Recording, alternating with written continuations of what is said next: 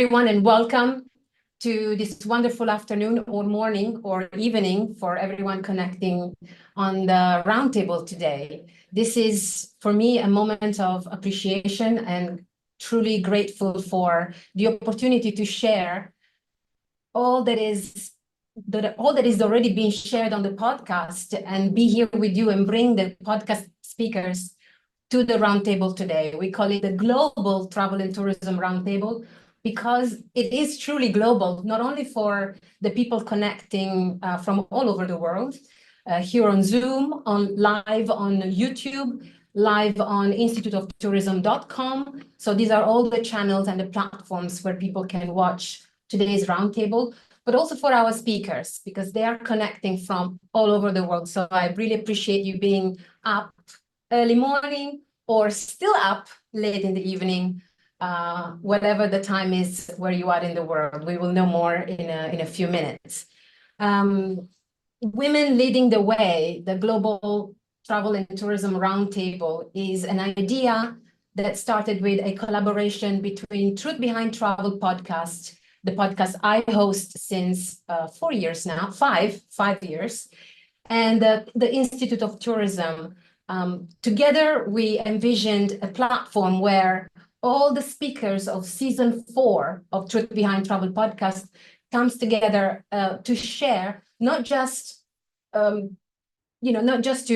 enhance the conversation that is already ongoing, but also to challenge a little bit the narrative. And I know there will be some challenges. During the rehearsal, we had a bit of a sense of it. So I'm looking forward to a conversation unfolding in the next 60 to 90 minutes. I want to thank the Institute of Tourism for hosting on the platforms of the Institute this conversation today, and for allowing so many people to connect from all over the world on any platform. We are on Instagram, on Facebook, on YouTube, on institutetourism.com. We are here on Zoom, and we're going to make sure that no question goes unanswered if we are on time. A little bit of housekeeping. We're going to be together for the next 60 to 90 minutes. And we have divided the conversation into 4 segments, which I will be showing you shortly. Each segment sees a leading speaker or leading speakers. If you have questions during the session, please put them in the chat or keep them towards the end of the conversation so that we don't lose the question as the chat grows. If you want to connect to the speakers, make sure you connect with them. We will be sharing their details in the chat, as well as then also having the opportunity to connect with them afterwards. Thank you, Reza. My biggest, warmest, heartfelt gratitude goes to you for following this crazy idea to put together so many speakers. I know you said, Dolores, there are too many. We don't have a lot of time, but we're going to make sure that our answers are to the point, full of values, and also triggering further questions and further conversations. So whatever is shared today here, it's not just for these 60 minutes together. It's also watched and perpetuated like a ripple effect. You know, when you throw a stone in a lake, the ripple effect grows bigger and bigger. So we hope that for the people watching this roundtable afterwards, what we share today will be useful and valuable. And I invite everyone to get in touch with the speakers if they need to continue that conversation. Let me share a screen.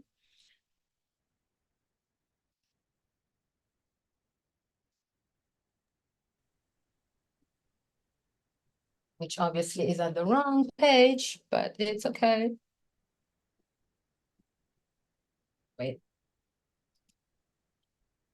My mistake, sorry. Yeah. Here we are.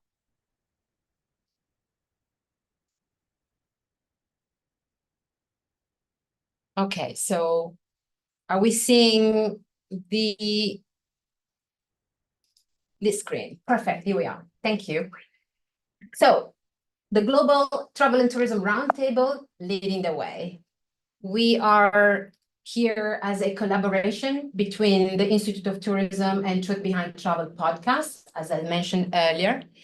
And without further ado, I just want to take the time to introduce our speakers today. They were all speakers on the podcast, and today they are here, not just as speakers of the roundtable, but bringing in their own rights the work that they are putting forward in the industry. Without any particular order, but just as I have them here on the screen, Carmen Roberts, BBC travel journalist and TV presenter, producer, travel media experts, moderator. What are you not, Carmen? That's yeah. I'm really, really happy to have you here. We have Tina O'Dwyer, the founder of the tourism space. Thank you, Tina, for joining us, I believe from Ireland today. Tina is an expert in the space of regenerative tourism and sustainable practices. Thank you for joining. Vanessa Carell, I haven't seen her on camera, but I'm sure she's there. She's the founder of Greet Her. Founder of Greet Her, a platform that allows women all around the world to travel safely, connect, and guide each other into the destinations they're visiting. She's a serial entrepreneur. She hasn't just created Greet Her, and everything that she does, she's got the Midas touch. She just turns it into gold. And I'm really, really grateful to have her perspective here today. Anne de Jong, co-founder of the Good Tourism Institute. Thank you, Anne, for joining us from Bali, if I'm not mistaken. And Anne is a thought leader in the space of sustainable tourism, particularly because she has the ability to deconstruct and demystify sustainability for tourism for the private and public sector. And she works with different institutions all around the world. So I'm really, really glad to have you with us. Sarah Payne, connecting from San Diego, if I'm not mistaken. Early morning for you, good morning. Sarah is the Director of Impact. I wish I had that title when I was working in the industry. I love it. At the Antours Foundation. She will tell us a little more about her work later on. But what is really special and what motivated me to bring the conversation forward with Sarah is how do you identify an idea that can change lives? It can bring impact, and how does impact become a currency of value when it comes to connecting and creating in the tourism and travel space? So they do this with the foundation. So really happy to have you. Thank you, Sarah. Appreciate the early morning call. Lola Akinmaid, connecting from Sweden today. As Carmen's as well, like she's a travel media personality. She's a published author, a TEDx speaker. She was considered and elected one of most powerful women in travel by Condé Nast, like a force of nature, really, Lola. Your example and your work in travel reporting is remarkable. Thank you for joining. Thank you. Then we have Janine Cohen and Catherine Gallagher, the founders of Women Travel Leaders, that I'm also a proud member of. Women Travel Leaders is a global network of women in the travel and tourism and hospitality space. And we will be knowing a little bit more about it from them when we talk about the community and the community efforts and how do we develop community in this technology era. Thank you for joining us, both of you. Janine from Mexico, I believe, and Catherine from the UK. Thanks for having us. Pleasure. Iris Serbonescu, the founder of Women's Work. Iris is a pioneer in entrepreneurial spirits when it comes to supporting women in travel, but not just when they are working, but when they are starting to work. So that really incubator supporting system that so many people need at the beginning of their career. Thank you for being here, Iris. Catarina Varao from Portugal. Hola, hello, and thank you for coming in. I know that your schedule was very busy. Everybody's schedule is busy because you're just about to go for ITB in the coming days. Catarina is a creative spirit, a sister, really, a soul sister for me. She's the founder of TH2 and also the brand Unique Stays, particularly in the space of creative hospitality and guest experience. Thank you for being here, Katerina. And last but not least, Sonia from Madagascar, Sonia Gottlieb. We've been talking a lot on the podcast. Sonia is not just connecting from Madagascar. She embodies pioneering tourism in Madagascar from day one, and often in very challenging situations when government changes, policy changes. She keeps strong, stewarding the sustainable and social tourism, where really we look at how not exploit the environment, but actually to make the environment the currency, and the social and the cultural elements, the currency of tourism. Thank you for joining from Madagascar, Sonia. The conversation will be divided in 4 tracks, which is very important for everybody connected today. We have many different backgrounds of speakers' backgrounds, but somehow they're all aligned. So I divided the conversation into 4 elements. The first is travel and media impact. The second, regenerative tourism and sustainability, of course. The third, community and support. And the 4th track will be innovation and inclusion. If you're particularly interested in one of these 4 tracks, this is the order they will be discussed. And also, this is the order in which we're going to see the speakers interacting with each other. As I said also to them, this is for the speakers. If you are happy to contribute to a track that perhaps you're not necessarily mentioned in the track, just raise your hands, and we can have you in the segment. So the more opinions, the better. So before we move to the first track, Anne, you have your hands raised. Anything I can help at the moment?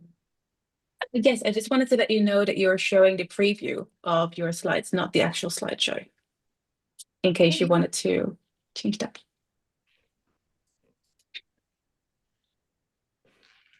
Preview? You mean not the 4 segments? You have to click use slideshow so that you're sharing because I can also see the notes section. I think everyone else can as well. Okay.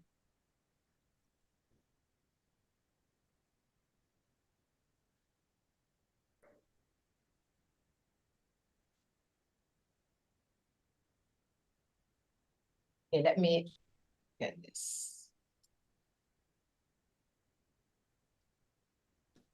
Okay, we see the four segments right now. Yes. Okay, perfect. Right, let's get started into track 1, travel media and impact, with Carmen Roberts and Lola Akinmaid.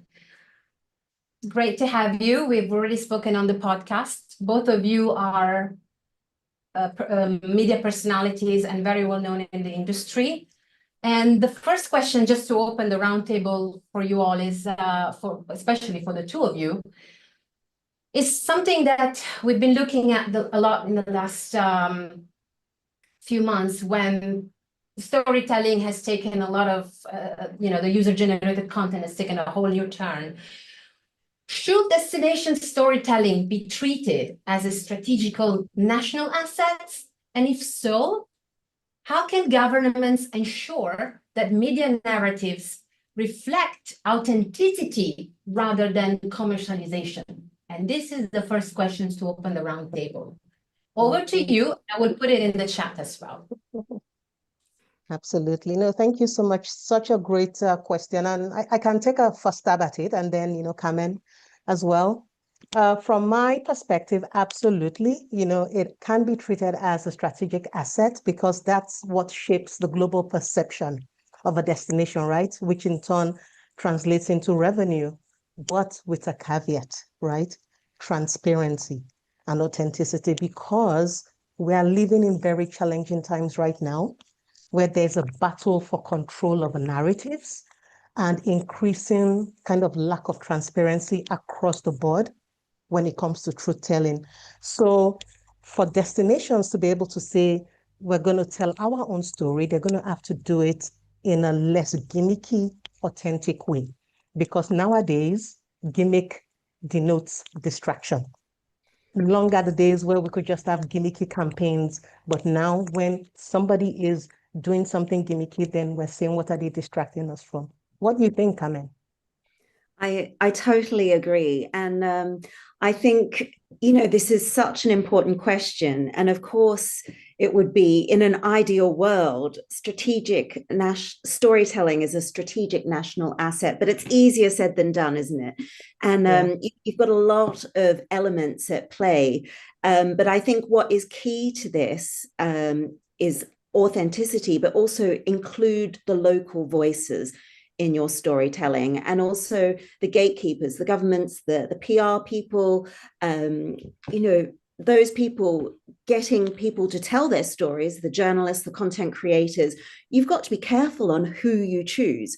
You've got to be representative, but you've also got to make sure that this is the correct voice for your brand. And I can't help but think about Japan. I lived in Japan for 8 years, and I've seen the whole cycle of when I first went to Japan in 2005, they were so desperate for tourists. And then when I moved there in 2014, and I was there till 2022, I saw the slow evolution of how Japan became more accessible, more popular amongst international tourists. And then, I know this sounds cliched, but it's the ultimate culture clash. Japan is a very considered, polite culture. And then when you have mass tourism coming in, there's all sorts of clashing happening. And then a prime example is the Kyoto Cherry Blossom Festival this year has had to be cancelled because mass tourists, all these tourists that are coming in are being disrespectful. And the locals in Japan have decided that we're going to have to close this very popular cherry blossom festival. So that's a real shame. Yeah. No, Imagine absolutely. when, And yeah. go for it. No, I was just going to say, and that's what, happens when we focus on kind of exposure campaigns over, long-term impact storytelling, right? Where we're not focusing on just identity, heritage, values, and saying, what's the latest trend? What can we up on to stay relevant? And that's what kind of causes this kind of mumbled, unclear messaging from a destination, because to stay relevant, I have to do something that makes me memorable, which can also be the antithesis, right, of what you're trying to do, which is showcase yourself authentically. But yeah, go on, Dolores. I just wanted to throw that in there. It's true. I think sometimes the national storytelling is not necessarily in control of the destination, but it's more in control of the content shared online and but certainly by who as well. When one of the questions that I put together for you guys was also, given that we want to look at I always put this full screen here, okay? Given that we want to make sure that the national storytelling remains in control of the destination, how can the institutions collaborate with those who create that story, that content, in order to, not to create that ripple effect that is negative rather than positive? So the question that I would prepare for you guys is, how can public institutions collaborate with travel media to promote lesser known regions without trigger the unsustainable growth, meaning the opposite effect? Mm-hmm. Absolutely. Yeah, Carmen, you want to start with this one? Then I jump on. Yeah. Again, it's a really challenging topic. And I think this is a real delicate balance that you have to strike. But again, I come back to having the authentic local voices that are helping tell this narrative. You've got to make the link with the journalists, the institutions, the tour operators that are bringing tourists in and telling the story. You've got to have that connection with local people who live there, who are really impacted by this business. And it goes back to them also benefiting financially from tourism. it's sort of a holistic approach, if that makes sense. And I think that is really, really key, that you've got local people involved in this conversation. Absolutely. And I agree. And I think, there are two ways of telling stories. There is, this is who I am. And then there is, this is why you need to come visit me. The first one says, this is who I am, accept me as I am. If it connects, you're more than welcome to visit me. And that comes with some kind of reverence versus, this is why you should come see me, right? And there are many ways, destinations can kind of focus from these kind of just exposure-driven, marketing to more impact. Is it could be investing in seasonal storytelling, emphasizing your culture, analyzing visitor stats, and then just tapping into other demographics. And I'll give you an example from my own backyard here in Stockholm. So last year, I launched, I kind of expanded literary tourism in the city. We've got the Stieg Larsson Millennial Trilogy, we've got Astrid Lindgren, and last year we launched the Stockholm Book Club Tour, right? Partnering with a woman-led experience company, bringing book clubs to explore the city from a different angle, focusing on culture, history, and above all, community, right? And so what we're doing in that way was adding another layer of storytelling to Stockholm beyond fika, or cinnamon buns, by people that are truly invested. And so those are kind of ways by just not just going back to the things that have been promoted to death, but saying, what are other demographics? What do they truly value? Because if they value that with reverence, then they're going to come do it with reverence in your destination, right? And so those are just some examples of ways where governments can do that in terms of partnering, but also investing in independent tourism and journalism and independent reporting. Because if I say my values, these are my values, then I'm not going to be scared if an international documentary comes to create something in my backyard, because my values match what I'm saying publicly.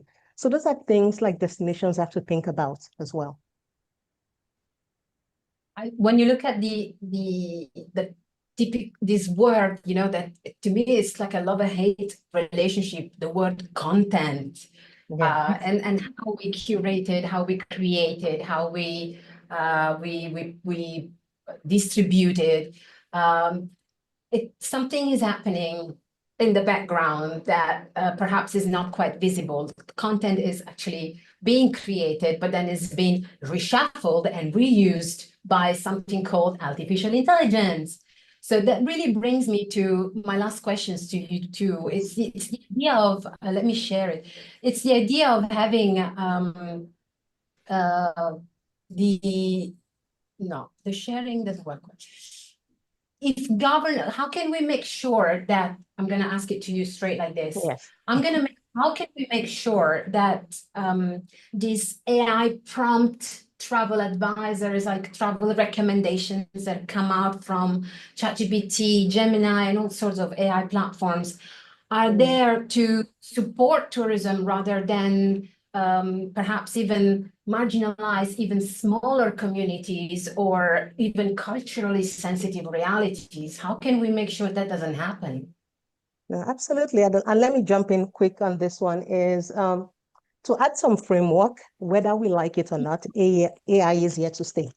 Now, how we show up and interact with it is what's most important. How can we, in this new ecosystem, ensure that our values, our traditions, the things that we find important are part of this ecosystem moving forward? And with every transition in media, like the media landscape, there will always be pushback, right? So where there's going to be growing pains, there's going to be legitimate concerns, but it's going to happen. That revolution or the evolution is going to happen whether we like it or not. And it takes me back to the days when, the travel journalists were mad about travel bloggers, and then travel bloggers were mad about travel influencers, and then photographers were mad about Instagram photographers, right? It's an evolution. Now, this means because it's here to stay, how can we make sure that what's important to us, our values, part of that content generation? How can we make sure that the lesser known destinations are making sure their content, their voices are put in there and we don't introduce bias?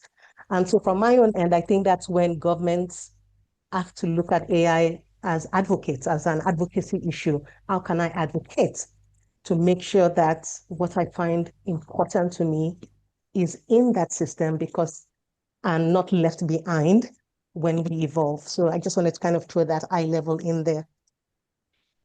I totally agree. I think AI is here to stay, and it's how we use it and how we harness it that's really going to matter. And I've seen a lot of destinations and tourist boards using AI on their front-facing customers' websites.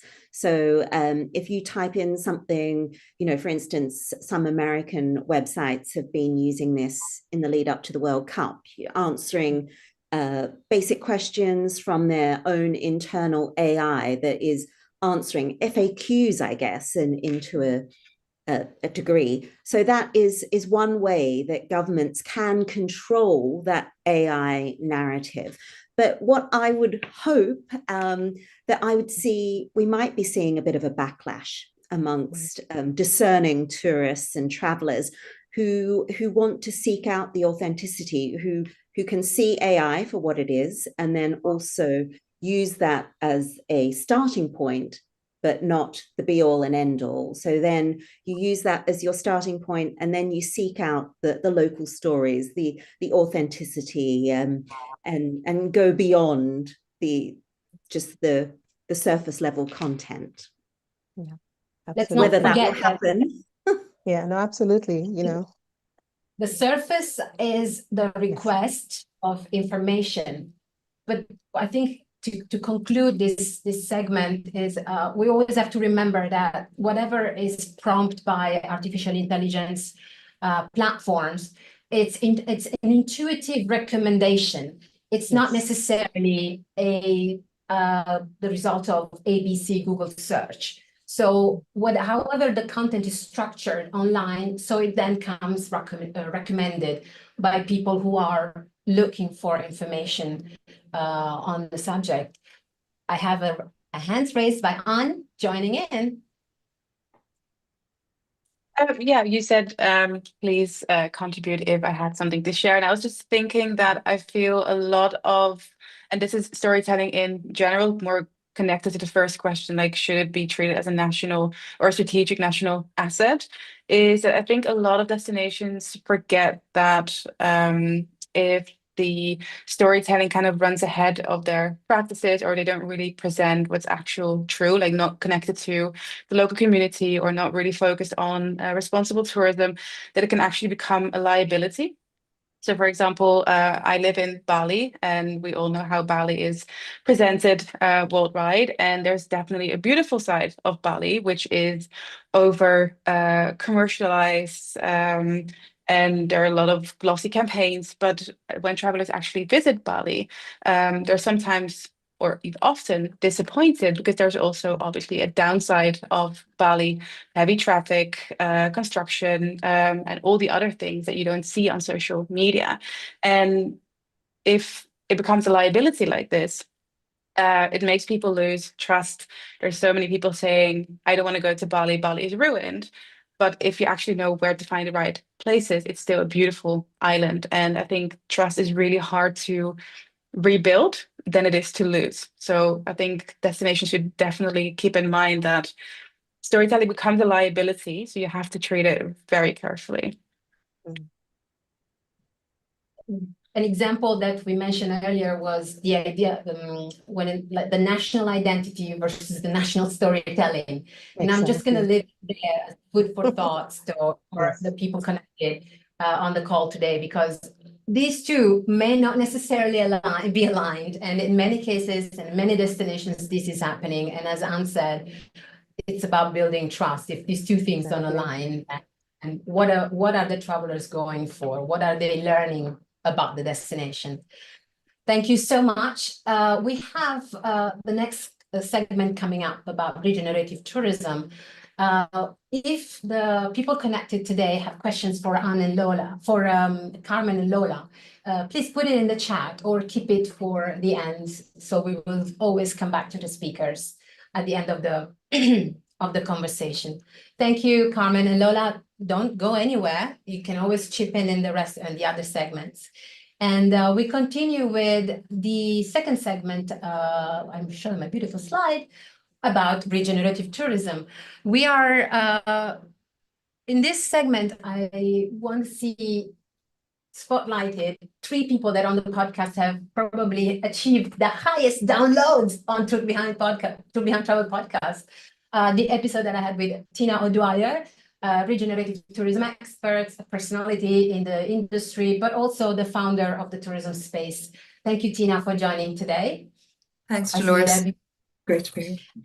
Sonia from Madagascar, we introduced you earlier, pioneer of the tourism in Madagascar, but also the sustainable practices in the is it the fourth largest island in the world, if I'm not mistaken? It is, indeed. And then Anne from Bali as well, connecting today. She's co-founder of the Good Tourism Industry Institute, but also Anne wears many hats in sustainability, along with certifications and consultancy. So her overview is, her perspective is very broad.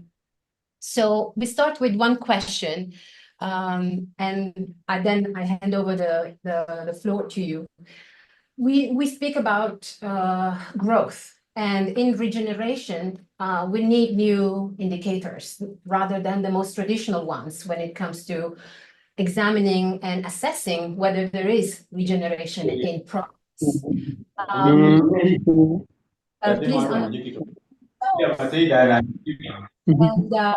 Reza, thank you for helping me with that.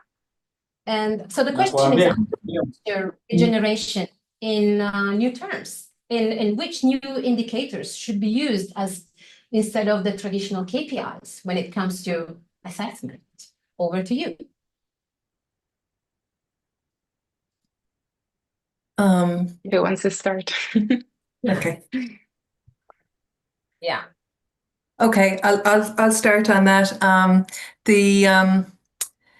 I don't think we can replace the traditional indicators. We're probably seeking, because we are where we are, we're not going to replace what has defined the tourism industry forever, which is, as you say, arrivals and occupancy. I think in tourism, we're selling people and places ultimately, but we don't have a metric to match those. Arrivals is like people crossing borders, crossing ports, crossing airports. Occupancy is a business indicator, but it's not rocket science to think what we might measure for people and place vitality, for example. So we could mention for people, host sentiment, local business, confidence, ecological values locally, quality of jobs locally, percentage of youth people staying locally in their environment. Really, we're trying, so they're all, I'm naming those as numerical metrics because we're quite caught in tourism in numerical metrics, but really we're looking at proxies for how healthy and vibrant a place where tourism takes place really is. And numbers are not an indication of that. And I'll share just a tiny short story because I was with a group yesterday who are based in one of Ireland's most visited and most successful destinations in terms of metrics. And they were discussing a regenerative course by us has been commissioned by a local tourism or sporting organization.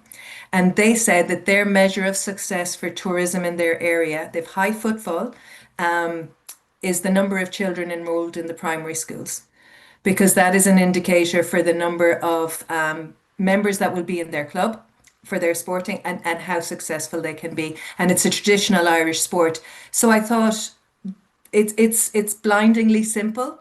It's a metric we can measure, and it's a really good indicator of how resilient and healthy a place is. So there's just a few we could use. Great example. So we have, It's me. yeah. Can I add something? Yeah, sure. Yeah, okay. Apologize, maybe my electricity goes or whatever, so I take the opportunity right now. it is very much a question of perspective of northern or southern hemisphere of where tourism takes place, right? Because regenerative tourism I would be really, I use very carefully this this definition, but if you are practicing tourism in poor developing countries, this concept is not even existing. So it's even an unknown buzzword. We just talk about tourism. We hope to have tourists from time to time, and so the metrics are really the most basic metrics like GDP and how many jobs are generated, how much food it gives for how many people. So and also the donors, we very much rely on donors, on institutions. They push us to use these metrics as well, because that's how they measure the tourism in this type of countries, in this type of destinations, unfortunately. So but I totally agree that we should we really need other KPIs, and we do not live for rating, right? So I think tourism in any concept should the most important KPI is the residents' perception in tourism. So it's even a concept that has been formalized in French Polynesia. So this type of, I will not go into detail, but there are many informations on the Tahiti website. So the perception of tourism is the priority and is the key to success. That's it for the moment. Yeah, and I'll definitely agree with what, oh, sorry, go for it.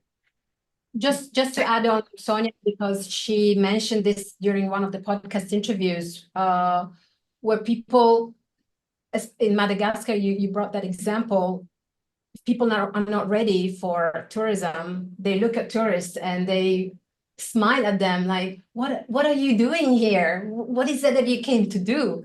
So I think the tourism from the perspective of the locals is a parameter that needs to be set in stone. Over to you, Anne. Yeah, I just wanted to add to what Sonia said, is that for example, in Madagascar, they don't know regenerative tourism, but they know tourism and they want to do it well for their destination.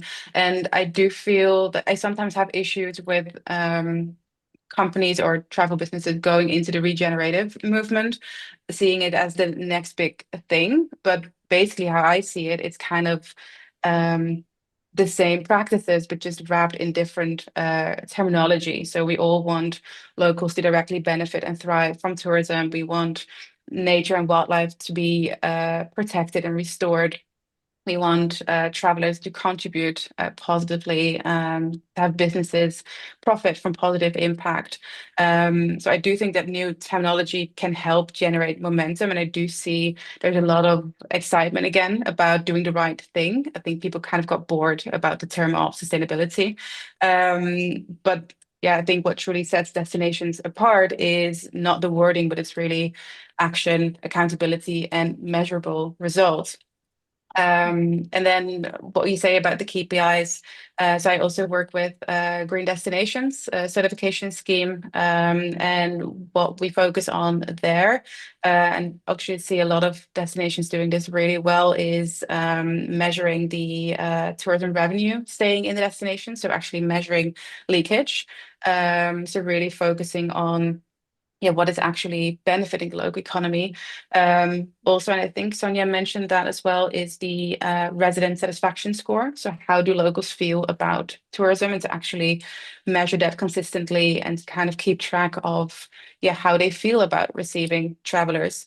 And also what we look at, this is a project I'm doing in Indonesia, is more about travel behavior. So how can you ensure that travelers adapt their behavior in a way that it contributes to good tourism, and you can also measure that.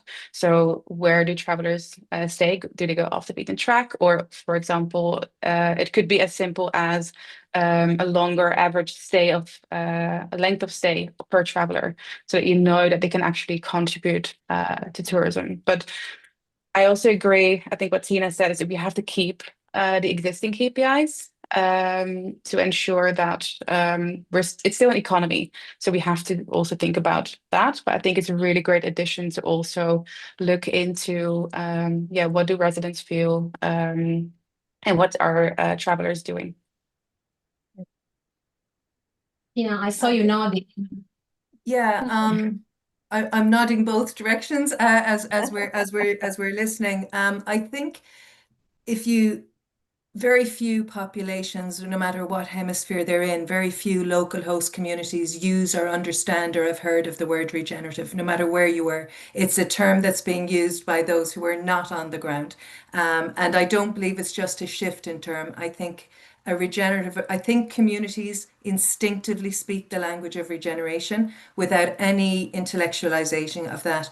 They say what they regard as thriving for their place. The challenge is we're not asking places, what do you regard as success here? In some of my projects, I get to do that, and in some I don't. And I don't do the ones anymore where somebody at least hasn't asked that question. What does thriving look like here? Because that is the first question. Local people will say, like my example yesterday, it's members in my sports club. So that's not fancy language. That's just the best possible indicator you're going to get for their vitality.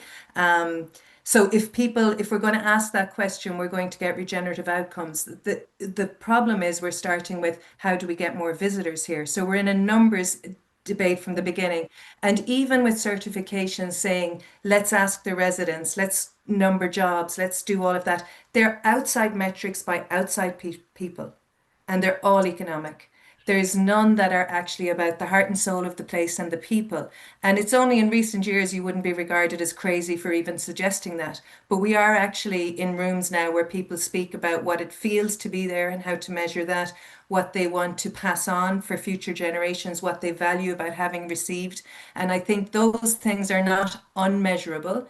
And they're also not buzzwords. And different places, another place will not say members in their sports club. They'll say, we don't want our stories to die. So it's really quite different, and it has to emerge from the place, no matter what you call that. We have to start with locals naming their own success version and then asking, can tourism help us achieve it? Tourism may not even be the solution, so we're several steps ahead. Yeah. See a lot of Yeah, definitely agree. And comes out of Catherine. Tell us. Unmute yourself before telling us. I thought I had, but I didn't. Anyway, hello and thank you. And I just wanted to add to that in that I'm giving you a sneak preview here, but I'm moderating a panel on women and regenerative tourism next week at ITB, and giving you a sneak preview of some of that conversation in that and I'm sure a lot of you already know this, that a lot of these regenerative practices, like Tina was just saying, they don't know it as that word, but they're actually already doing it. And it's like and then with the metrics, like who's actually measuring this anyway, and how can we going back to the first point around telling stories, how can we tell more stories? And do we need metrics or do we need stories? Can stories replace metrics? So that's my 2 cents. It's the eternal question of like what gets perpetuated, right? Numbers, list, percentage, rather than body of stories, bodies that get distributed and shared. We just spoke about it. I just think that both are equally important. I don't think we can rely on numbers only because you need the stories, you need the actual context, but we also need to have transparency. We need to be able to show evidence of that this is actually the case. I think we need, and I think that's also with the Consumer Protection Act, the Green Claims Directive, it's all about actually proving that you are creating positive impact. And I think we shouldn't stick to the numbers only. It's not just proving whatever you do. The stories are really important, but it should definitely be a combination. So I think I would say equally important. It's true, and kept in equal spotlight, not one more versus another. I want to go into a very sort of like edgy corner of this conversation, because I know that all of you in the segment do work with institutions and government bodies. And governments, I mean, they can be the most frustrated bodies to work with, institutions to work with. An example from Sonia from Madagascar was, change of the government, change of the policies. Let's start from zero. And instead of moving forward, we sort of reset and restart all the time. So my question to you is, how are government ready to take these measures in place, and how are they going about it? What do you see? I would say Sonia, it's a very slow movement. Oh, sorry. Yeah, please. I don't see Sonia at the moment, but yeah, go for it. Okay, well, if Sonia is not here, I would just say I think a lot of I think destinations want to, but I do think it's a slow movement. I do think most destinations are still focused on arrival numbers and really focused on getting as many people in destination. And I also feel that they define success like that. So I think it should be like a whole mindset shift, that they realize that too many travelers are actually ruining a certain image or actually the destination itself.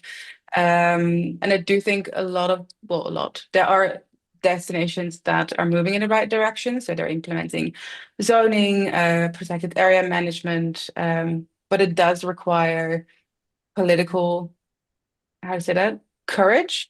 And I do think a lot of destinations are not fully ready to do that. Yeah, I'd agree with that. And I do at the same time have quite a lot of empathy for governments, ministers, DMOs in the current situation. Given that I feel that we're in a new era of tourism, where tourism is navigating towards something that is going to be more positive and contributory. I think the demand is coming from society for that. And if I was in charge of a DMO right now, I am expected to deliver numbers, marketing campaigns, GDP, but I'm also expected to deliver community vitality, ecological value, collaboration, all this stuff that maybe I never was an expert in. And now I'm at the top of the pile, and I'm now charged with doing this. And the challenge is the expectations of what tourism should deliver have changed, but the metrics haven't caught up yet. And a lot of policies are 5 years old. They're 5-year cycles for, which is ridiculous anyway, to measure place in 5-year cycles, but that policies change slowly. And until a policy changes, those senior people are bound by what's in their policy. So if we look at what's changed from 2021 to 2026, we were in COVID in 2021. AI has happened in the meantime. The wars have happened. And that policy hasn't changed. But tourism has changed massively. So I do have a large amount. I think there's a lot of courageous people. I think there's a lot of frustrated people at the head of these. And I think it's quite a challenge to turn that ship when policy changes so slowly.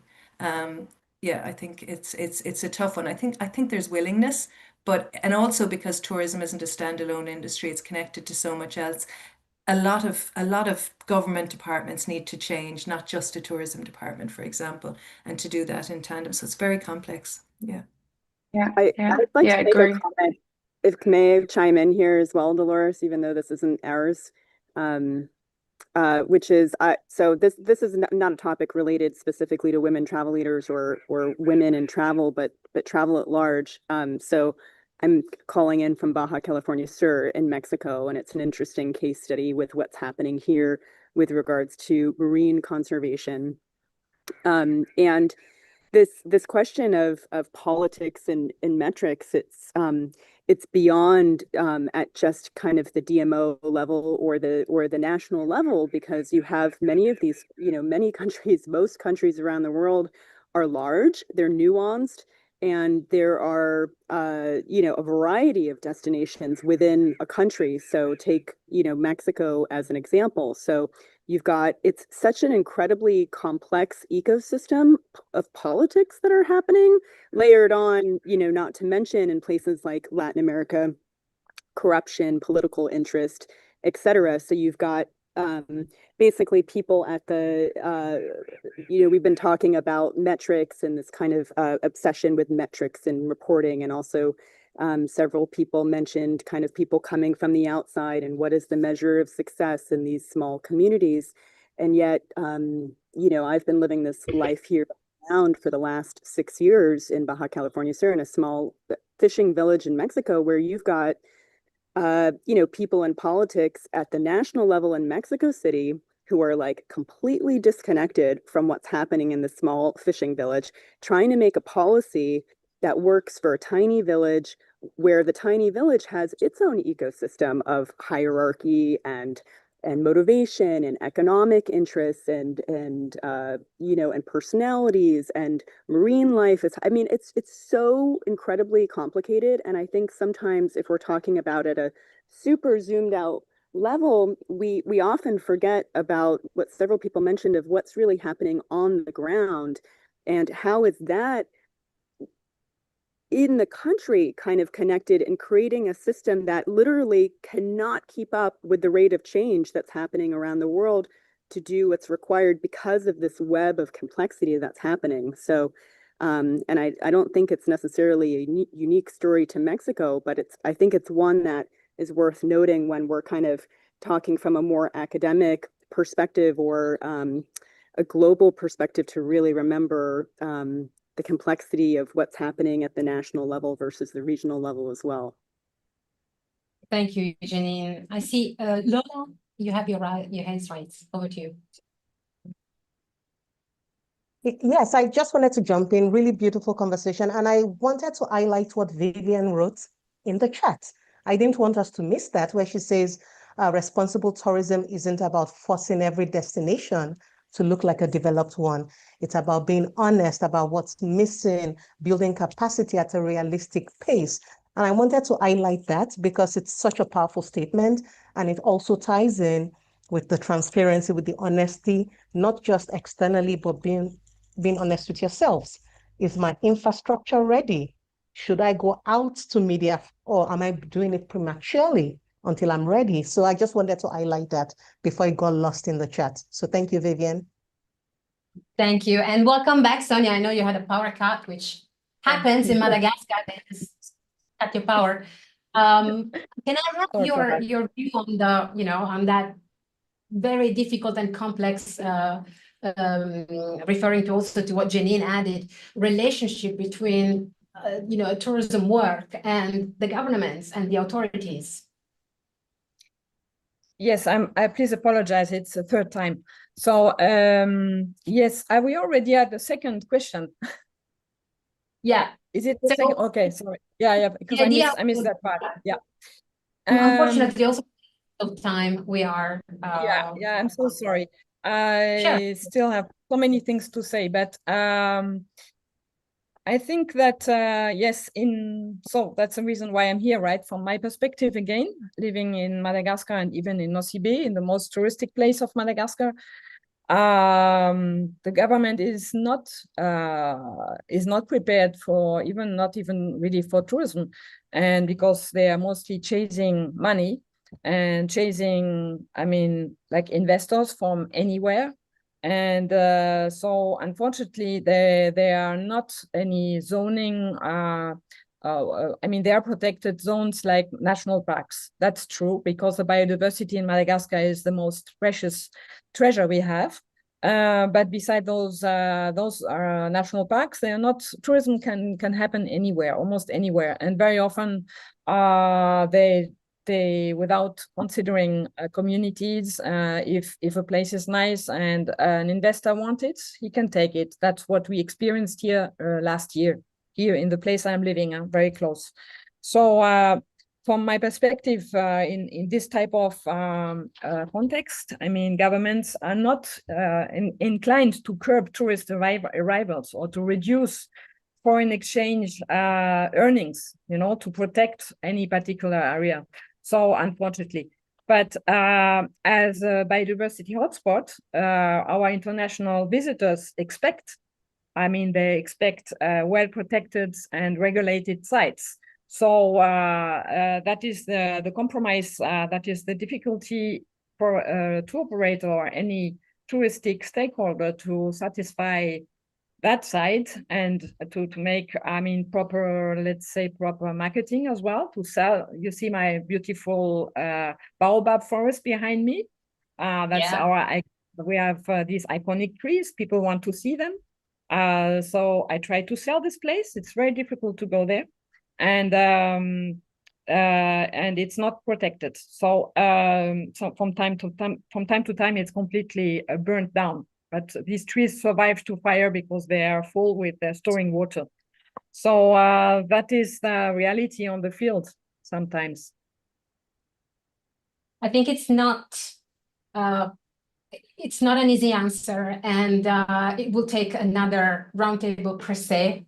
In fact, I see that this segment has taken longer than anticipated, and I'm sure we can go on. But in the interest of time, the third question that I had prepared for you, I think as Anne suggested, we kind of incorporated the answer as well. And I think that this is a conversation that cannot just have one tone of voice. It's made of nuances, it's made of complexities, it's made of voices that are often not much heard in this conversation. So I always encourage all the people that are connected today to continue these conversations with our speakers, also after the roundtable today.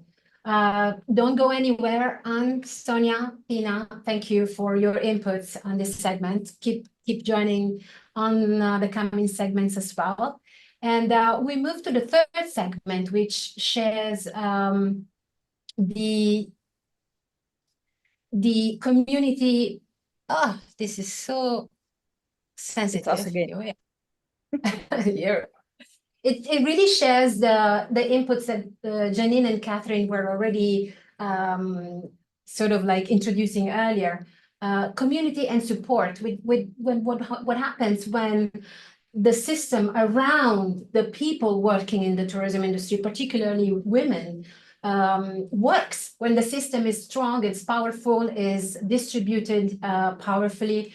And we have Sarah Payne connecting from San Diego as Director of Impact of Antours Foundation, Janine, co-founder of Women Travel Leaders, together with Catherine as well from the UK. Both of them have this wonderful network that I'm also a member of. The questions that I have so many questions for this segment, but if we can start with one, it's about the leadership capabilities. What do you see as non-negotiable leadership capabilities in this tourism and travel industry that is so increasingly shaped by technology? Over to you, whoever wants to break the ice. Catherine and I would I'm love happy to. I'd let her go first. I know she's got a lot to say on this one. I do, thank you. And just a shout out to all of our lovely members that are on the call today. I think Candice, Iris, Dolores, Dominique, I think she just had to leave, Sarah, and apologies if I've missed anyone, but great to see you all here.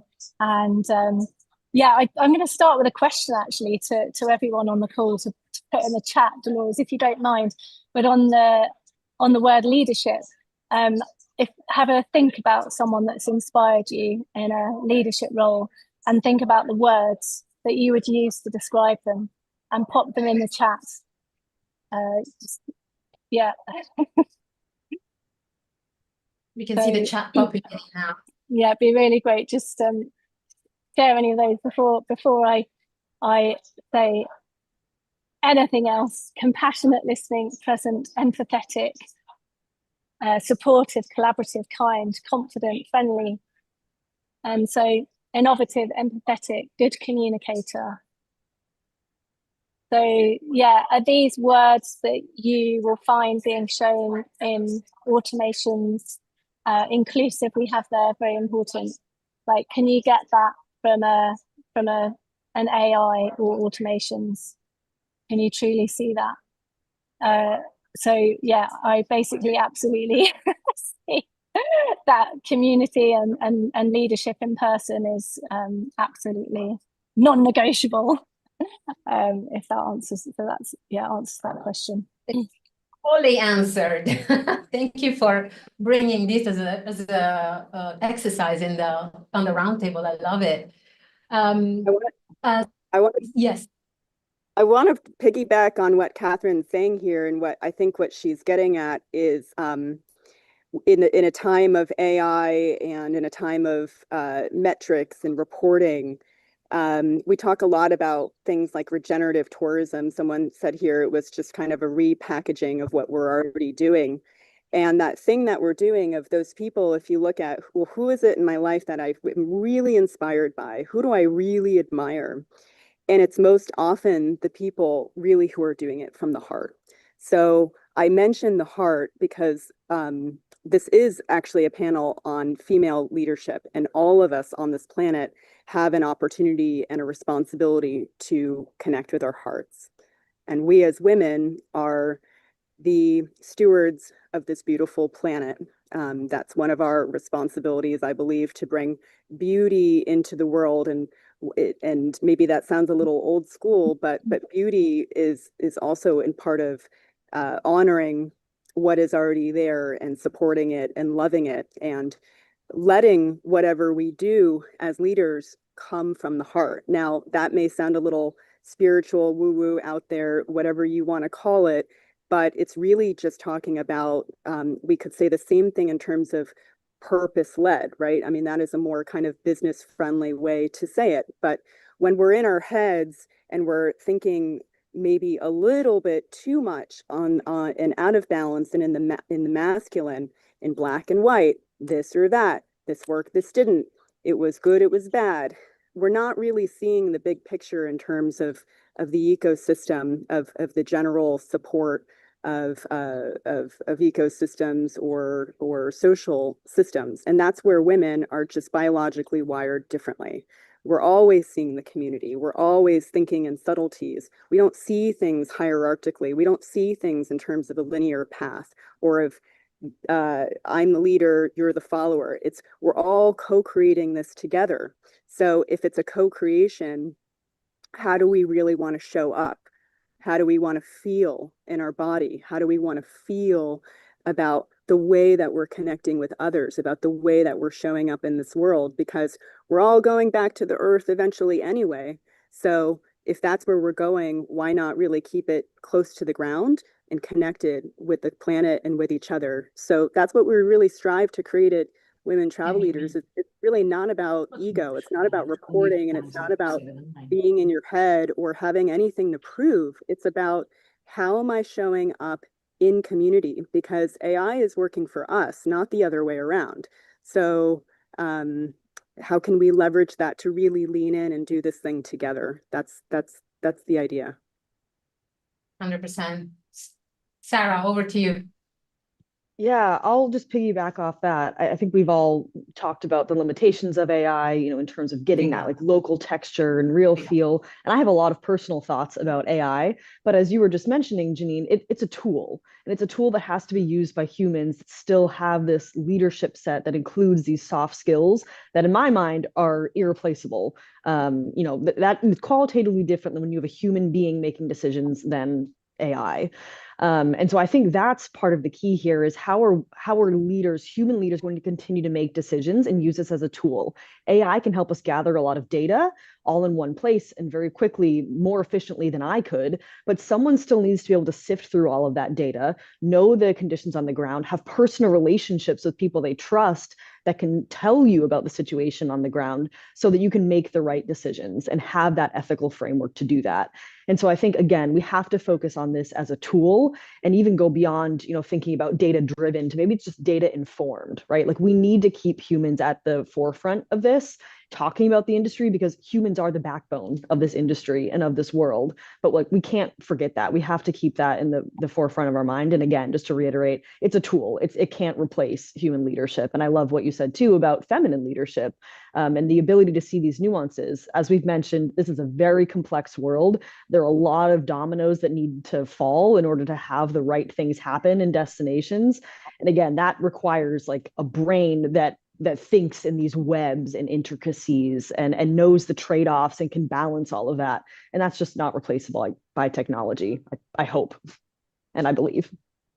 Well, you work with a lot of new ideas. That's kind of like your day-to-day, your bread and butter. And a lot of these new ideas are often super powered by technology and all the latest softwares and tech tools available. So actually, if I look at the second question that I had prepared for you guys, it's really when we translate these ideas and we develop them and they take off, and you've seen them, a lot of ideas becoming a success and a lot of ideas going nowhere. So in this world where we need to constantly perform, how do we redefine success as entrepreneurs? When you look at the way we get analyzed, what are the KPIs? I'm really keen to jump in on this one, Dolores. So you mentioned the word perform, and again, that comes from a place of here, of the head. It's from an external kind of motivation. And really it comes back to here. What is this thing? How do I feel when I'm doing this thing? Do I feel expansive? Do the people that I'm connecting with, do they feel joyful? It's all about, success. Is it metrics or is it the feeling? Feeling is not it's not data. It's made to be. You could say, yeah, we could measure the feeling. Of course, we can measure feelings, but it's not something. It's not really about math, right?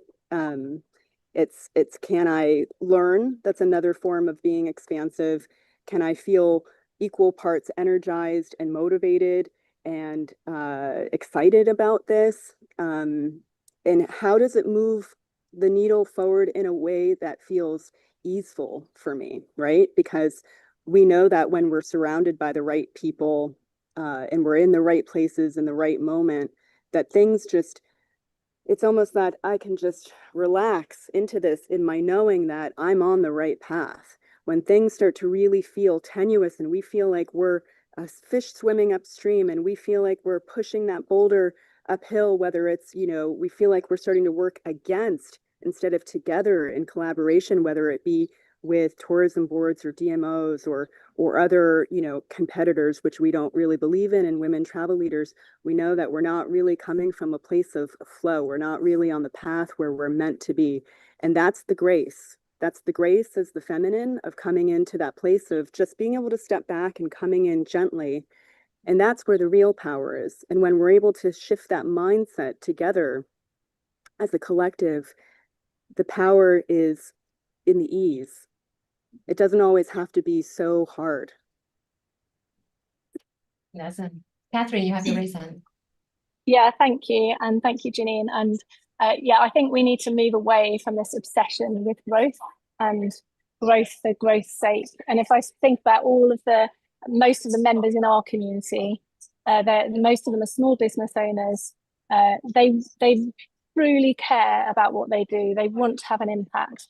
And it's not about, how much they're not trying to build things for shareholder profits. And, yes, they need to make money, and that's really, really important. And you can have some, your even more positive impact through that.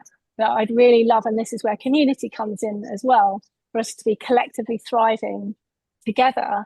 It's much better for each one of us as well as the environment, the land, the people, the places that we're talking about. I think we need to collectively move towards balance and thriving together and away from growth for growth's sake.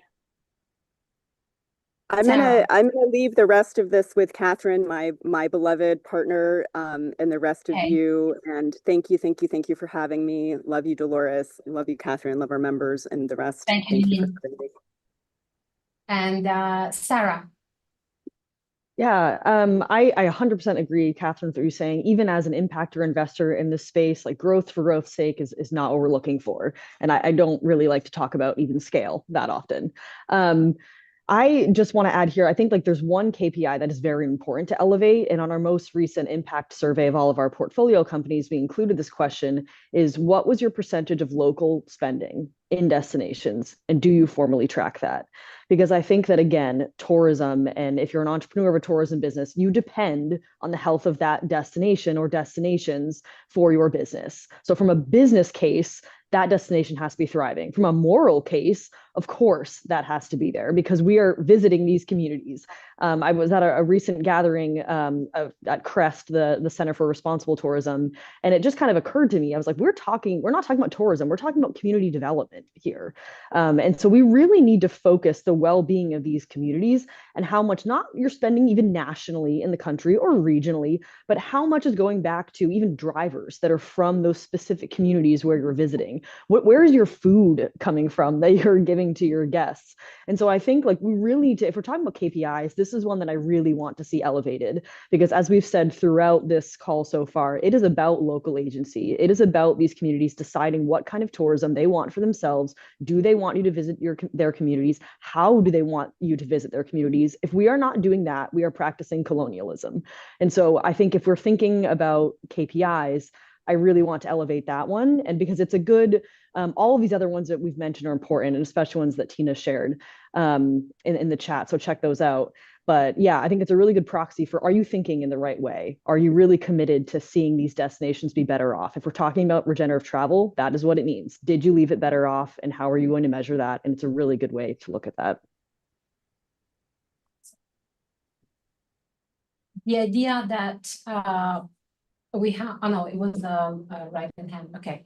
The idea that we have a very, very tight time. I have Reza flagging me, but I want to make sure we don't miss the last segment. Is back on your point, Sarah. I want to integrate a little bit because I know you really support incubating ideas from very beginning and see it through and support it. And when you look at the support part of the journey of an entrepreneur in this industry, my last question to this segment was how can we make sure that, how do you see this, how can the power of global networks create that change rather than leaving them isolated? So the UNTOURS Foundation is a support system, same as WTL, same as Women Travel Leaders. So, how do you make sure that these stories don't remain isolated? Yeah, I think for us, our big thing is the power of SMEs, along with the rest of the impact businesses. But 80% of this industry is small to medium-sized enterprises, and so our intervention is specifically capital, as well as one-on-one support with these businesses to help them grow in the ways that they want to, and the ways that destinations want to grow. And so I think part of our role is bringing visibility to that, to these smaller actors who are absolutely doing the right things, whether they call it regenerative or not. If they're doing it, we should be talking about it. We should be holding them up. And so I think there's power in aggregating that. Our Reset Tourism Fund portfolio is over 50 businesses strong. And so we get to talk about that as a collective and the impact across the portfolio, and drive that attention back to the practitioners that are doing this well and that we need to see replicated across the world in different contexts. I'll leave it there because I'm curious for Catherine to jump in as well. I completely agree with everything you said. The power of small, to sum it up. And I put in the chat a quote by Margaret Mead, which is, "Never doubt that a small group of thoughtful, committed citizens can change the world. Indeed, it's the only thing that ever has." So I think you know where I'm going with that, but it's like power to the people, to these small businesses, and to these amazing women. So many of us are on this call today. Thank you so much. And I think as with the previous segment, I think we just really don't have the time that these conversations deserve. So we need to get Reza to do another one or something. When I look at the time, I want to dedicate this last part to the last track, last but not least, and have on board Vanessa Carrel, the founder of Greet Her, Catarina Varao from Portugal, founder of Unique Stays, and Iris Serbanescu. I'm not sure if Iris can put the camera up because she was telling me about the connection challenges out of Mexico at the moment, founders of Women's Work. This track speaks about innovation and inclusion, not because we need to tap into the buzzword of inclusion, but because when I see the work that these three women do, they are exactly embodying innovation and inclusion. So I couldn't call it anything else, really. And if I look at the first question that I prepared for them, put it here. If tourism was redesigned today as a community-first development tool, what structural change would you implement immediately? What needs to change right away? So I open the floor. Hello, everyone. So lucky to be here, and I feel thrilled to be with so many brilliant minds, and a lot has been said about this subject. And if I may start, if you excuse me, I think the communities are the center of everything, and as you've been said today, we have the responsibility to showcase what is the value of what locals are doing, because we are as companies that implement and settle. For instance, I'm thinking about, you are an hotel, you're opening a hotel in a certain place. You have the responsibility to showcase the artisans, not just exploit them or use them for what it takes. And communities are economic actors. They are not just cultural ornaments. They are not just cultural ornaments. So they are people. They have their value. They have their own identity, ownership. And this is not something that you steal or use as a marketing and put it as a storytelling. They have their own story, their own identity. The ownership of the story is what we are using as the value of the destination in the first place. So let's respect that and honor that with that projection and giving back, learning and teaching, and to create this win-win situation. It's not just they are the value of the place, not just ornaments, as I was saying. So it's important to restore dignity, not just greenwashing what we are doing, restoring dignity, giving back. Giving back means being will to understand what they are afraid to show, what they want to preserve, and how much tourism do they want. Involve them in this conversation, not just doing the colonialism thing as we were talking about. That this is a brilliant phrase. It's just, if we are not giving back, what are we doing? So are we just using it as a brand? And this has huge impact, because the future of tourism is not just being smarter or using this technology that I'm completely skeptical right now. It's being more human. Let's go back to being human. It's mandatory to go back to being human, and be clever and bright, understanding that this economic value goes for all of us, not just the companies that are starting somewhere in the destination.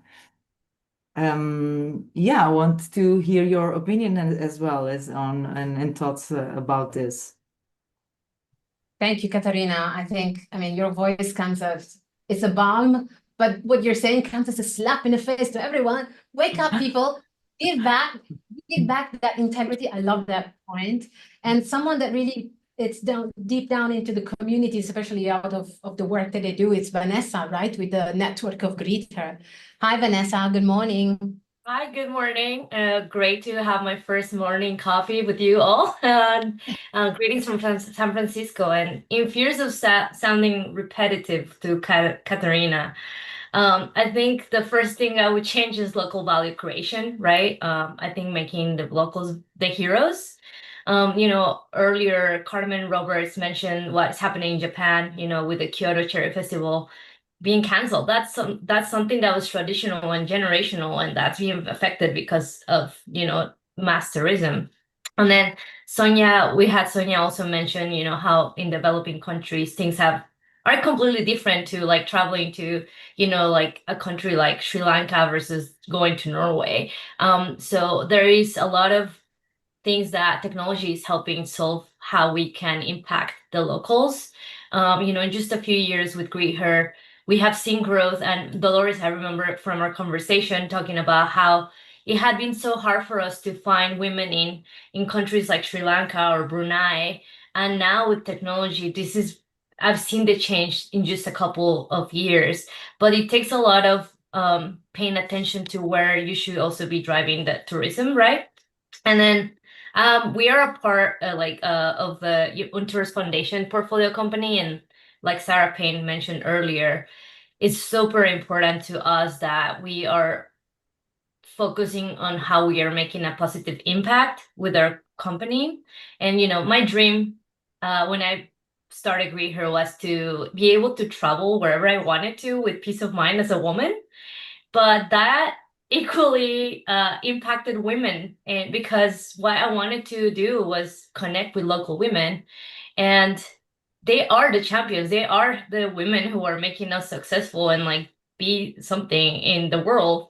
And so for us, we're not just tracking the satisfaction of our travelers, we're also tracking the our local women guides satisfaction. We listen to their feedback, what they have to say. Are we providing them with fair wages? Are we keeping them safe? Are they happy with the services that are offering them? And most importantly, as Katarina was mentioning earlier, I think they're not moving pieces, right? They are the forefront of, our experiences. They're the champions. They're not a moving piece. And we allow them the freedom that they are able to choose what they want to show to their travelers. So whenever a traveler comes to us, they tell us what they're interested in doing, but the local woman is the one who decides what they're going to be doing. And that is putting the power back to them instead of us telling them, here's an agenda that is not authentic, And I think for many of us who are today here, like that we have had the privilege of traveling,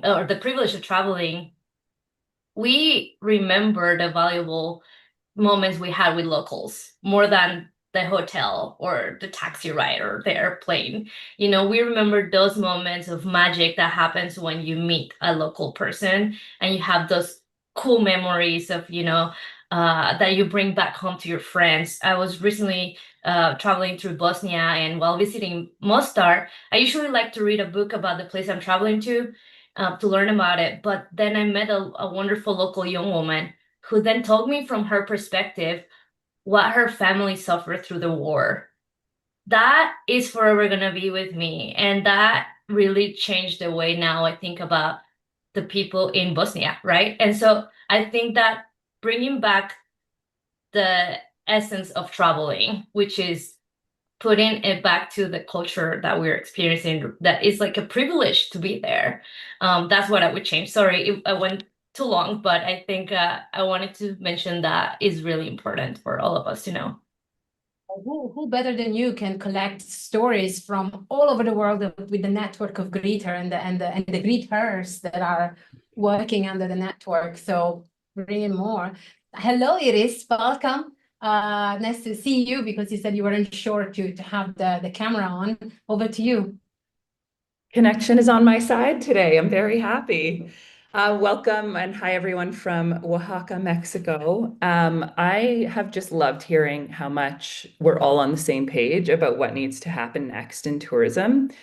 One of the part of this question around structural change, like what structural change would we implement immediately around community tourism?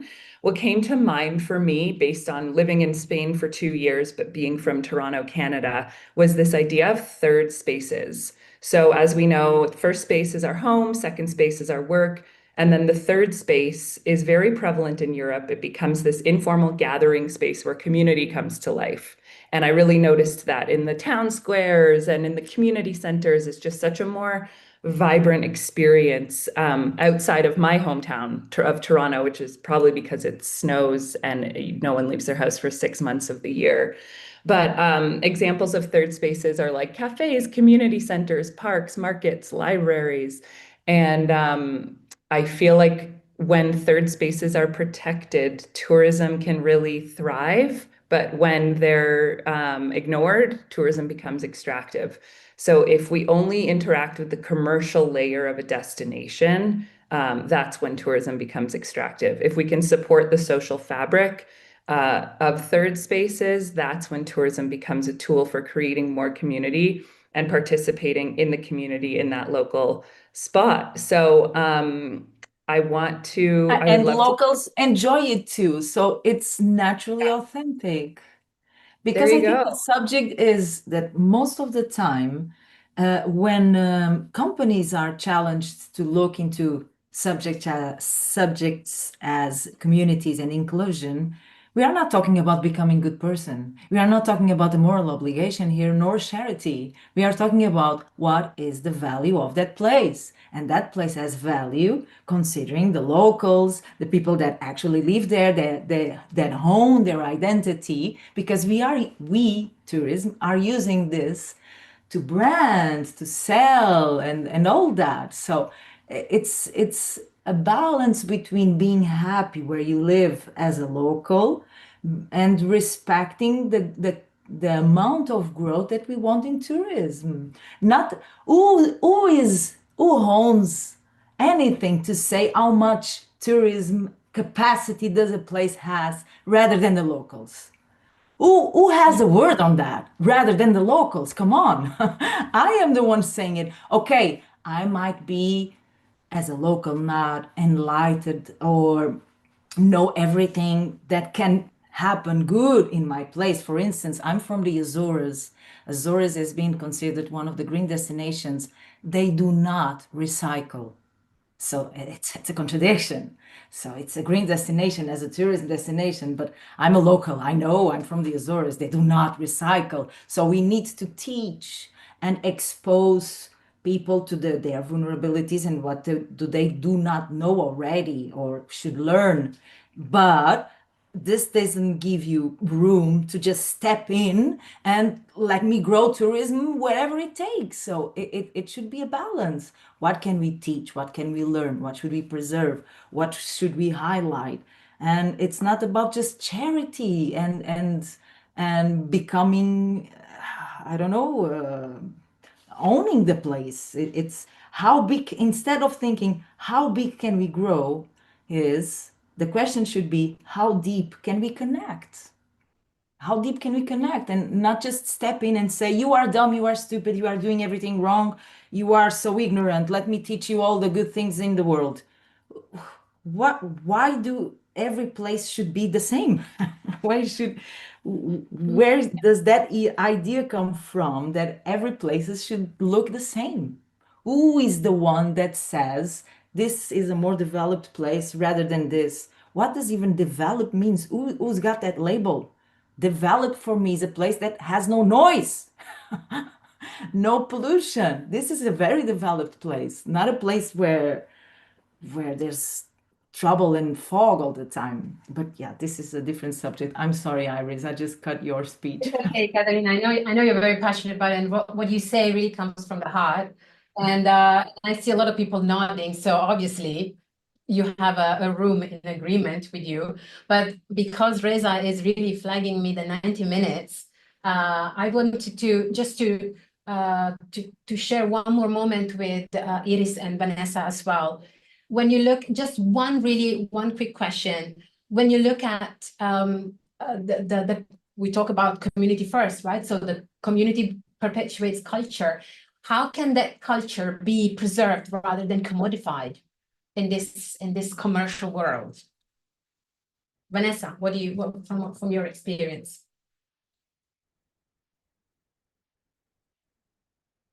So how are we celebrating, right? Like what culture is for travelers. That has been something that we have been thinking a lot about, because for us as leaders, we have to be really mindful of the marketing we're doing, of the media we're putting out, the areas we're promoting. But we have a lot of challenges as us traveling, like with travel companies. One of them is people keep going to the places they keep going to, and it's hard to reroute them to the places that need the tourism, right? So for us, we are looking at the metrics where like places like every year, where are travelers going to, or where are the places that are upcoming. And we're trying to also always be mindful of like, where should we try to push more like marketing towards. And so something that is we're currently doing that's not necessarily being done by traditional tours, and I mentioned it earlier, the women are the ones who they decide to share their own culture. So for example, we have travelers next week in Morocco, and it's Ramadan. And so the ladies weren't available until a certain time. And so we had to accommodate around that. And, like for us, like you could say we're a business, we need to make money, but at the same time, we have to respect the culture. And this is something that, if you're traveling during Ramadan, and as a traveler, responsible traveler, you should know that you should be expecting a little different or experience that is equally beautiful and culturally enriching. But the exciting part that we have seen is that travelers and they are looking for ways to really experience realness of culture. Now, the hard part is that these products are hard to find. People keep going to the Via tours of the world, and they keep getting the same cookie cutter experiences. So we are trying to change that, with our services as much as we can. Obviously, we're still a small company, but I think that the great part here and the opportunity for all of us is that travelers are looking for the authentic and experiences that really are celebrating culture, and not the cookie cutter ones, that copy paste Instagram photos. They really are trying to go to the destinations that provide them that culture, that story that they will bring back home. And as we've said it again and again, local people control the stories, but also the leaders. So we are trying to work more with tourism destinations. We, for example, like just did our launch of our female travel certificate for destinations, in which we teach them where the gaps are for female travelers visiting their area, and ways to improve the destination for these type of travelers. Because I don't think, all of us here today are leaders, right, in a way. But we need to also motivate the leaders above us, right? And I think it comes from who is making the decisions. As we are saying, like there's a lot of places where locals can't access the beaches because there is resorts. And that was one of the thing that we found out through the first certification we did in Tulum. We surveyed the local women there and got their complaints and then filtered them to them back. And it was like, we can't access our own beaches. How can I recommend it to travelers if we can't even go ourselves?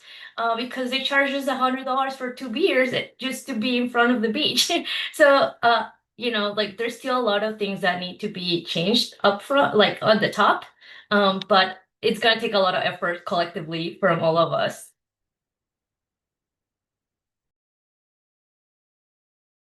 You're on mute, Dolores. Thank you, Vanessa. It is over to you for your feelings, your thoughts, and I know then Reza is gonna coming out. Yeah.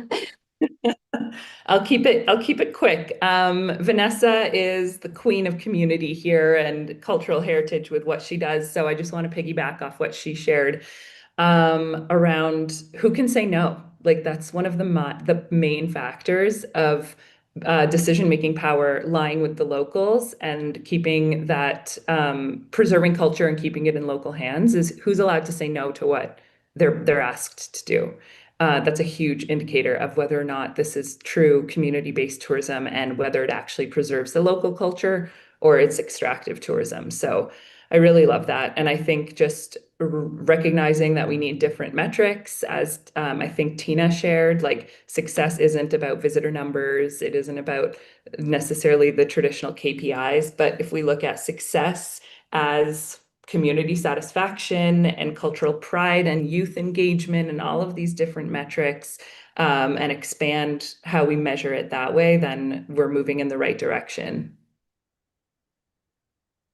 Who can say no? Exactly. That's the baseline. And I think the community conversation needs to have a lot of different perspective from different minorities, different point of views. Right now, with the three of you, we can gather a perspective that comes from the ground because of experience like Vanessa and Rita, and also experiences from your side, Iris, with people working with community-led businesses. So I hope I have covered all the segments. Yes, the 4 segments. We are a bit over the 90 minutes. I see Reza, my steward, over there. Do you think we can take a question or two, or we need to? Because actually, what I see that normally on this virtual events, people normally tend to leave, but I actually see 90% of the people still connected, which is fantastic, and I congratulate everyone for the value brought forward. Shall we take a couple of questions? Yes, of course. If there are any questions. Okay, so we do have a few of our speakers on the call. If anyone wants to pop a question in the chat, now it's a good time. Or maybe you want to come and ask it live, but always conscious of the time. I saw a lot of people nodding, lots of hearts, lots of thumbs up. So I hope that So I have a question. Please unmute yourself. Yeah, taking just advantage. ask your question live. Please, I'm sorry. Sorry, Okay. taking advantage that everybody is shut down. I think we should meet. The question is, when can we meet, Dolores? You're a hurricane. You just joined everyone. So now we are eager to have this conversation in person. I think most of you are a bit skeptical or repelling AI, as I am. And I highly recommend this book if you haven't. This gives us a really big insight about what all this non-personal interaction is doing for our brains and for our relationships and all that. So get us together in person, Dolores. Make it happen. Yeah, I hope so. Let's have a summit or something. I see Emmanuel with a hand raised as a question that is coming from the audience. Do you want to no, disappeared. Yeah, you're here. Yeah, maybe unmute yourself for a quick question first. Thank you. I'm Emmanuel Frimpong from Accra, Ghana. Emmanuel Frimpong, Ghana, President of Africa Tourism Research Network. It's not a question per se, just to ask you if you could confirm to have part 2 of this conversation, because it is so insightful, and then I think we've learned a lot, and I can see, as you mentioned, about 90% of us are still here, and I think there's a lot that your panelists can also give. So I just want you to confirm if we can have part 2 of this conversation. Thank you. Thank you so much, Emmanuel. Keep it in. We take note of that. We have Lola with the hands up. You want to say something to yes. No, I just want to say, I mean, it's a testament to the incredible questions you put together that were just really insightful, poignant and deep. So I wanted to use the opportunity to give you your flowers, Dolores, because if we didn't have those beautiful questions, that's what kind of, thought-provoking, we wouldn't have this kind of engaging conversation. So thank you. Thank you, Lola. Thank you for always contributing. Catherine. Yeah, just really quickly wanted to also say thank you. Completely agree with Lola on the questions. And I thought a few people have shared their LinkedIns in the chat. It'd be really great if everyone does that. It's just a way of connecting. And then there's a meetup happening. It's unofficial at ITB next week on Thursday evening. So if anyone is around there, connect with me, and it'd be really great to meet you in person, which is open to non-members basically. So it'd be lovely to see you. And thank you all again. Thank you, Catherine. Thank you all once again. I think we come to a roundup of the conversation. Many of you will be in ITB next week, so I do encourage you all to meet and also to seek out Catherine Gallagher and Janine for, maybe a further conversation with women travel leaders, and with the Institute of Tourism with Reza. You will be in ITB as well, right? For any other further questions to the speakers, the video and the contact details of every speaker will be on the website of instituteoftourism.com, as well as the recording. Stay connected on LinkedIn as well. A report of the conversation will be shared in a PDF format. I thank you all. If you want to dive into each conversation that was happening before on the podcast, look out for the Truth Behind Travel podcast that I currently host. And from my side is all. Reza, I thank you from the bottom of my heart for this wonderful opportunity. Thank you so much. I don't know if there is still anybody want to ask any questions. Nothing? No. We are. Well, I see one Christoph. Yes, please. Do you want to ask something? Anybody? No. Okay. So in this case, thank you so much. So the recording, as Dolores said, they will be on the website from tomorrow, including the biography of all the speakers. Thank you so much. And thank you, Dolores, for the wonderful and amazing event that you organized with us. So we look forward to seeing you all. I will be also with Institute of Tourism in ITB Berlin. We are doing lots of agreements, events, and so on. So please get in touch with me, and maybe we can. Thank you so much, everybody. Thank you. Thank you.